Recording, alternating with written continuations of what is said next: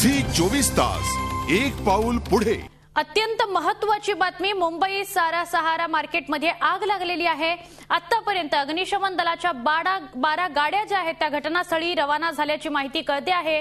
मात्र ही आग जी आहे मनीष मार्केटची आग ही अत्यंत भीषण असल्याचं करत आहे।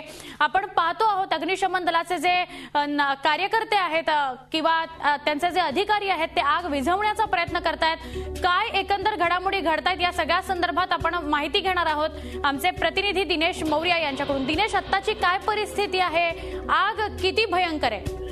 आग फारच मोठी आहे। या आगीला विझवण्याचा पूर्ण प्रयत्न जो फायर ब्रिगेडच्या कर्मचाऱ्यांकडून केला जात आहे, मात्र आगीवर नियंत्रण आणण्यात अजूनही यश आलेलं नाहीये।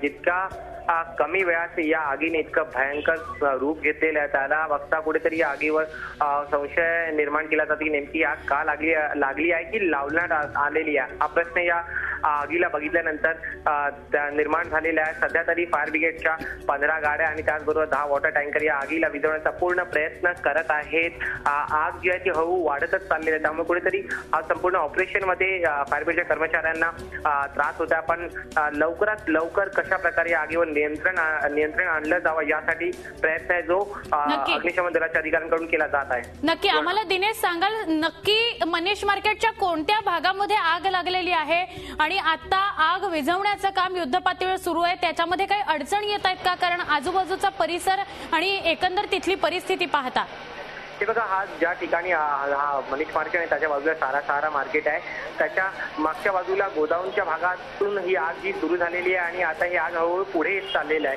त्यामुळे आणि त्याच्या आजूबाजूला फार नॅरो लेन असल्यामुळे तिथे पोहोचायला फायर ब्रिगेडच्या कर्मचाऱ्यांना त्रास होतो आणि हेच कारण आहे की या अडथळ्यामुळे लवकर या आगीवर नियंत्रण आणण्यात यश येत नाही फायर ब्रिगेडच्या अधिकाऱ्यांना। पण तरी त्यांच्याकडून पूर्ण प्रयत्न केले जात आहेत। स्पेशल पंप्स मागवण्यात आलेले आहेत। चारही बाजूने आगीवर पाणी टाकण्याचं काम जे आहे ते फायर ब्रिगेडच्या अधिकाऱ्यांच्या वतीने केलं जात आहे। खरं, या मार्केट संदर्भात काही सांगता येईल? कपड्यांचं मार्केट होतं का अजून कुठलं मार्केट होतं ज्याला ही आग लागलेली आहे भीषण? आणि काय एकंदर आतमध्ये कुणी अडकल्याची भीती काही व्यक्त केली जाते का अधिकाऱ्यांकडून? हे बघा, आग लागल्यानंतर संपूर्ण जो मार्केट आहे तो पूर्णपणे रिकामा करण्यात आले। त्यामुळे या आगीमध्ये या क्षणी तरी कुठलाही व्यक्ती नसल्याची माहिती जी आहे ती स्थानिकांनी दिलेली आहे।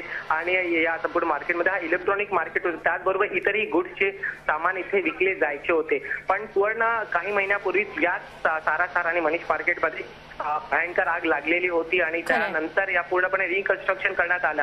आणि जेव्हा पुन्हा एकदा हे मार्केट तयार झालं त्यानंतर अशा प्रकारची आग पुन्हा लागणे कुठेतरी संशय निर्माण होतं या संपूर्ण घटनेला घेऊन की आग लागली गेली आहे की लावण्यात आलेली आहे। नक्की दिनेश, पहिले जर आपण बघितलं तर सारा सहारा मार्केटच्या भागाला आग लागलेली होती, त्यानंतर एकदा बातमी आली होती काही महिन्यांनी क्रॉफर्ड मार्केटच्या काही भागांना आग लागलेली होती, पुन्हा एकदा मनीष मार्केटला आग लागल्याचं दिसतं आहे। कुठेतरी जसं आपण म्हणालात की संशयाचा धूर येतोय, स्थानिकांमधनं अशा संदर्भात काही प्रतिक्रिया आपल्यापर्यंत पोहोचल्यात?